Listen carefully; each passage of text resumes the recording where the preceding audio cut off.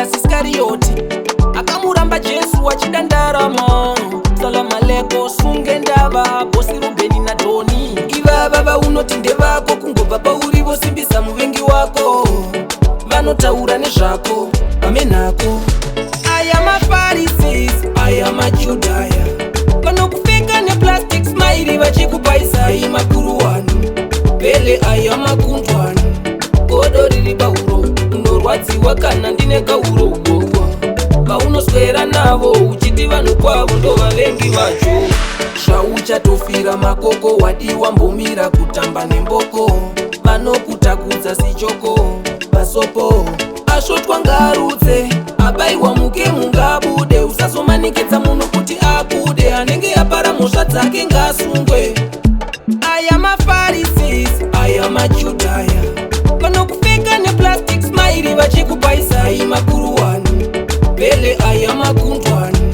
Godo riri pauro unorwadziwa kana ndine kauro ugogo. Vaunoswera navo uchiti vanhu kwavo ndo vavengi vacho. Munhu ane chifinhu kurasa unhu. Vaunotamba navo ndivana Judasi uchiti ndiri kunyepa chibvunza shamwari dzacho dzava kutyisa. Muchinge muri timu yebhora anokutyisa. Anokupiga uripo uchingofuratira anobva atokutisa. Vakorinde I am a Judaya. Vanokupfeka neplastic smile vachikupaisa makuru wanu. Vele I am a kundwanu.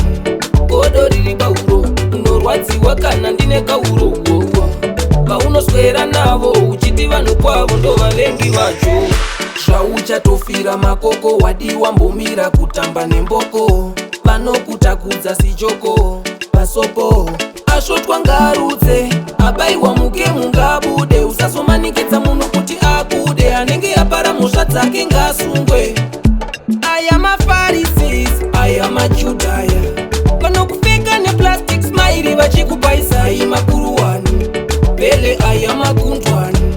Godo riri pauro unorwadziwa kana ndine kauro ugogo. Vaunoswera navo uchiti vanhu kwavo ndo vavengi vacho. I am a Judaya. Ava vatekwelekwe, ava vakorinde. Vari kurwira ukuru wapa vari vasukuru misodzi